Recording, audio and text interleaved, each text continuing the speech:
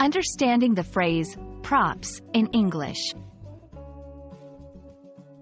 Hello language enthusiasts! Today, we're going to dive into a fun English slang term, props. By the end of this video, you'll understand its meaning, origin, and how to use it confidently in daily conversations. Props is a slang term derived from the word proper respect or proper recognition. When you give someone props, you are acknowledging their achievements, efforts, or skills.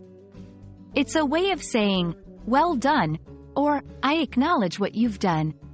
Example, I've got to give props to Mike for finishing that marathon. That was impressive. The term props has its roots in African American Vernacular English, AAVE, and has been used in hip-hop culture since the 1980s. Over time, it became mainstream and is now widely used in various social contexts. While its origin is essential to understand, the most important thing is how it's used today. Using props is quite straightforward. You can use it as a noun to express admiration or respect for someone's achievement. Examples: 1. Props to you for acing that exam. 2. She deserves all the props for organizing such a fantastic event. Sometimes, it's also used in a longer form like, I give you props for reason. Example, I give you props for always being there for me. It's crucial to note that props in this context is different from the word props, used in theater or film to refer to objects used by actors, like a chair, gun, or book.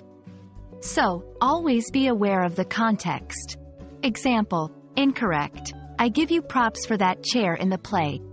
Here, it sounds like you're giving respect for a chair. Correct. I give you props for your role in the play. There you have it. The next time someone says, props to you, you'll know they're giving you a pat on the back or a thumbs up.